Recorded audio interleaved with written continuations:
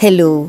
Welcome to Doktorapedia. Ano ang mga maaari mong gawin para sa iyong anak na mapili sa pagkain o yung tinatawag na picky eater? Pangkaraniwan sa mga toddler o maliliit na bata ang pagiging picky eater. At kung hindi mo ito mahahandle ng maayos, ang pagiging mapili sa pagkain ay maaaring madala ng iyong anak sa kanyang paglaki. Kaya importante na alam mo ang maaari mong gawin para matulungan ng iyong anak na makakain ng iba't ibang klase ng pagkain na importante para sa kanyang maayos na paglaki at pagdevelop. Narito ang 13 tips na makakatulong sa iyo kung ang iyong anak ay mapili sa pagkain at mahinang kumain. Para sa iba pang mga tips at kaalaman sa pag-aalaga ng iyong anak, huwag kalimutang mag-subscribe sa channel na ito. Una, ischedule ang oras ng pagbibigay ng bagong pagkain. Kapag may bago kang pagkain na i-introduce o ibibigay sa iyong anak, mas mabuti kung siya ay gutom. Kaya ischedule mo ang pagkain at limitahan mo ang merienda ng iyong anak para masiguradong gutom ang iyong anak kapag may bagong pagkain kang ibibigay sa kanya. Pangalawa, gumamit ng food bridges. Kapag tinanggap na ng iyong anak ang isang pagkain, gamitin ang mga tinatawag na food bridges para mag-introduce ng ibang bagong pagkain. Bago tayo magpatuloy, paalala na ang video na ito ay para sa dagdag kaalaman lamang. Hindi ito naglalayong pumalit sa pagkonsulta, pag-examine, pagdiagnose at paggamot ng isang doktor. Magkonsulta sa inyong doktor tungkol sa kalagayan ng inyong anak. Ang ibig sabihin, mas maganda kung ang bagong pagkain na iyong ibibigay sa iyong anak ay may kulay, lasa at texture o pakiramdam na hawig sa pagkain kinakain na ng iyong anak. Halimbawa, kung gusto ng iyong anak ang nilutong kalabasa, subukan mong ibigay ang mashed na kamote. Ito ay makakatulong na maparami ang pagkain na kinakain ng iyong anak. Pangatlo, subukan ng paulit-ulit ang pagbibigay ng bagong pagkain. Kahit minsan nang tinanggihan ng iyong anak ang isang pagkain, huwag kang susuko. Ituloy mo ang pag-alok ng mga bagong pagkain at ng mga pagkain dati nang tinanggihan ng iyong anak. Ayon sa mga pag-aaral, maaaring mga ilangan ng 10 o higit pang beses na pagtikim ng pagkain bago ito tanggapin ng panlasa ng isang maliit na bata. Kaya, kahit inayawan na ng iyong anak ang isang pagkain noong una mo itong ibigay sa kanya, pwede mo ulit itong subukang ibigay sa kanya pagkalipas ng 1 linggo. Pero huwag mo itong ipipilit kung ayaw pa rin niya ito. Pagkalipas ulit ng 1 o 2 linggo, subukan mo ulit itong ibigay. Gawin mo ito ng paulit-ulit, may pagitan na 1 o 2 linggo sa bawat subok, hanggang sa masanay siya sa lasa nito at hindi na niya ito aayawan at kakainin na niya ito ng maayos. Pang-apat, gawing nakakaaliw ang pagkain.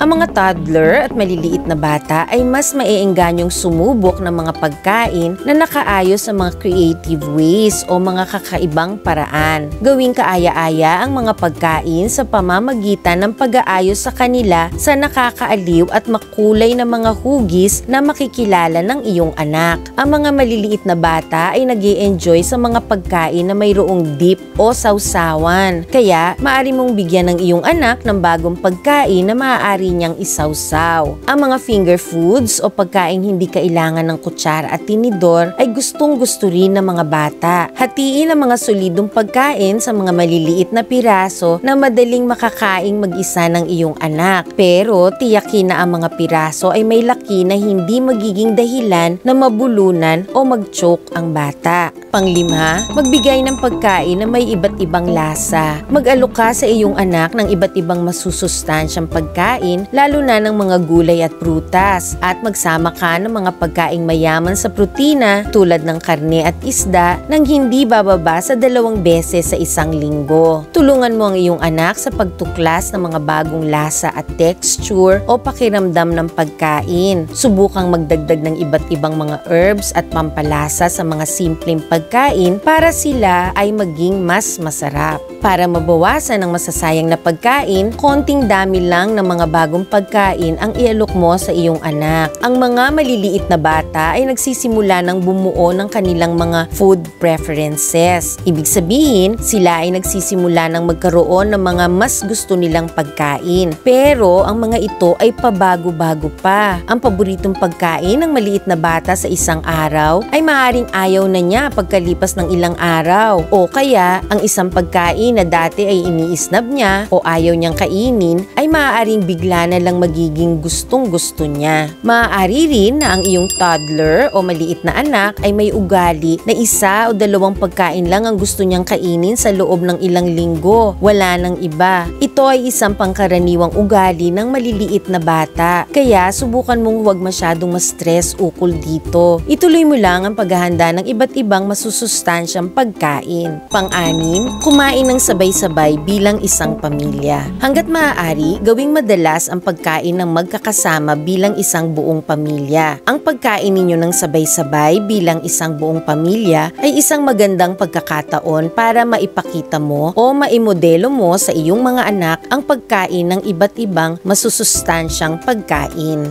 Pampito, tanggalin ang media distractions sa oras ng pagkain. Dapat ay walang media distractions gaya ng TV o mga cellphone sa oras ng pagkain na makakaabala sa inyong pagkain. Ito ay para ang atensyon ng iyong anak ay nasa pagkain lamang at kayong mag-anak ay maaaring magkaroon ng mas masayang interaction sa pagkainan imbis na nanonood kayo ng TV o nagsuscroll sa cellphone. Ito ay makakatulong para mag-look forward ang iyong anak sa oras ng pagkain. Ibig sabihin, mas aabangan ng iyong anak ang oras ng pagkain dahil ito ay isang masayang oras para kayo ay kanyang makasama. Pangwalo, maghain ng isang set ng pagkain para sa buong pamilya. Magandang maghain ng mga pagkain ng para sa lahat ng miyembro ng iyong pamilya sa gitna ng hapagkainan. Kung ang iyong anak ay tumangging kainin ang iyong inihain, pigilan mo ang iyong sarili na magluto ng iba pang dagdag na pagkain na para lang sa kanya. Dahil kapag nagluto ka ng ibang pagkain para sa kanya, sa dahilang ayaw niyang kainin ang nakahain para sa lahat, ma-encourage lang ang kanyang pagiging picky eater at maaari siyang makonsinti na maging sobrang mapili sa pagkain. Kaya, para maiwasan mo ang pagkakataong ito, dapat ay gawan mo ng paraan na ang mga pagkaing iyong ihahain para sa buong pamilya ay nagtataglay na ng isang pagkain na alam mong gusto ng iyong maliit na anak para meron siyang makakain. Pero dapat ay klaro na ang pagkain ito, gaya ng ibang pagkain sa mesa, ay nakahain para sa lahat at hindi ito niluto na para lang sa kanya. At ipagpatuloy mo ang paghanda at paghain ng iba pang masusustansya at balansing pagkain para sa lahat kahit kainin man ito ng iyong maliit na anak o hindi. Dito nakakatulong ng malaki ang pagkain ninyong pamilya ng sabay-sabay dahil kapag nakikita ng iyong maliit na anak na ikaw at ang ibang miyembro ng inyong pamilya ay kinakain ng pagkaing nakahain, maeengganyo ang iyong maliit na anak na subukan din kainin ng ibang pagkaing nakahain, dagdag sa pagkain dati na niyang gusto. Pangsyam, iwasan ang away sa pagkain. Kung ang iyong maliit na anak ay tumangging kumain, iwasang bigyan ito ng sobrang atensyon. Don't make a big deal about it. Ito ang panahon para matutunan ng mga bata ang makinig sa kanilang body cues o makinig sa nararamdaman nila sa kanilang katawan at gamitin ang gutom bilang gabay sa kanilang pagkain. Ibig sabihin, dapat nilang matutunan ng pagkain kapag sila ay nagugutom at hindi pagkain kung sila ay hindi naman gutom. Importante ito para maiwasan ang obesity o sobrang katabaan sa kanilang pagtanda. Kaya, halimbawa, kung ang iyong anak ay maraming kinain sa almusal o tanghalian, maaring hindi na siya maging interesado na kumain ng marami sa natitirang bahagi ng araw. Kaya, kung konti lang ang gusto niyang kainin sa sunod na oras ng pagkain, hayaan mo lang siya. Huwag mo siyang pipilitin na kumain ng mas marami pa. Ang madalas na ipinangangamba ng mga magulang ay masyadong konti ang kinakain ng bata. Pero dapat mong isaisip na ang dami ng kinakain ng iyong anak ay depende sa pangangailangan ng kanyang katawan. Maaari mong mapansin na medyo humina ang pagkain ng iyong anak pagkatapos ng kanyang unang birthday. Ito ay dahil kumpara sa kanyang unang taon ng buhay, ang paglaki at pagbigat ng bata ay normal na bumabagal sa panahong ito. Ang kanyang timbang na 3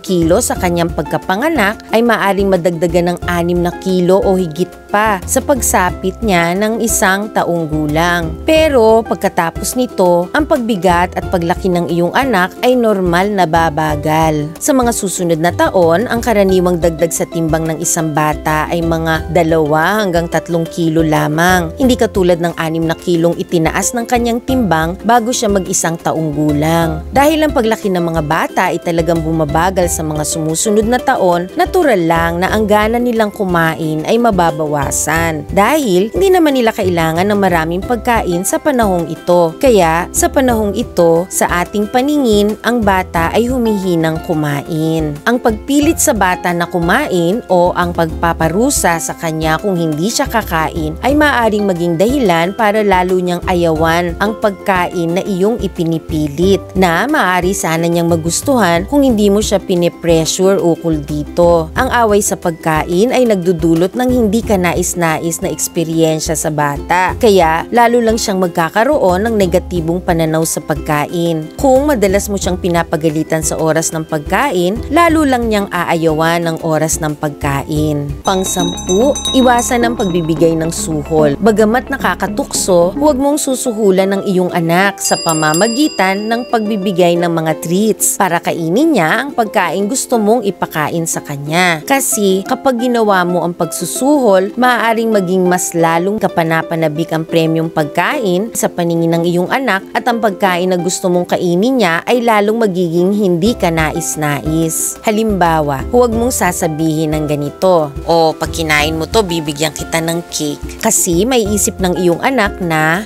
talagang special at masarap ang cake, kaya yun yung premyo. At iisipin niya na kung ano man yung gusto mong kainin niya ay talagang hindi masarap. Kasi kailangan mo pa siyang bayaran o suhulan para kainin niya ito. At ang magiging pakiramdam niya ay parang isang hindi ka nais-nais na trabaho ang kainin ito. At maaaring maisip niya na sa hinaharap, hindi niya kakainin ng pagkain ito kung hindi mo siya bibigyan ng cake. Kaya ang pagsusuhol ay maaaring humantong sa palagiang labanan o away sa hapagkainan sa pagitan ninyong dalawa ng iyong anak.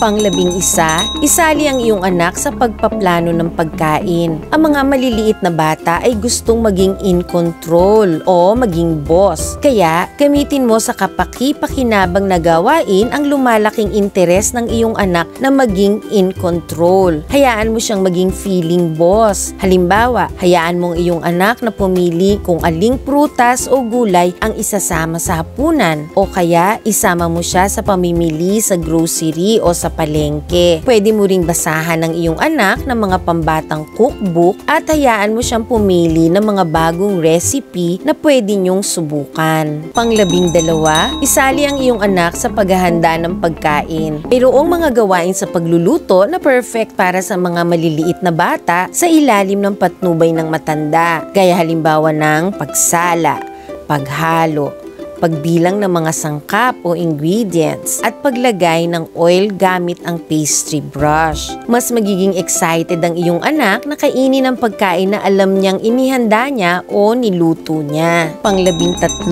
magpares ng pagkain. Subukang maghain ng mga hindi pamilyar na pagkain kasama ang pamilyar na pagkain. At ipares ang pagkain na may lasa na karaniwang hindi gusto ng mga bata sa simula, gaya ng at mapait na pagkain sa mga pamilyar na pagkain na natural na gusto ng mga maliliit na bata, gaya ng matamis at maaalat na pagkain. Halimbawa, ang isang magandang kombinasyon para sa panlasa ng maliit na bata ay ang pagpares ng broccoli na medyo may pait sa ginadgad na keso na may natural na taglay na maalat na lasa. Paalala, ang pagiging picky eater o mapili sa pagkain ay karaniwang parte ng normal na development ng mga toddler o maliliit na bata. Kung nag-aalala ka tungkol sa kinakain ng iyong anak, makipag-usap sa iyong pediatrician.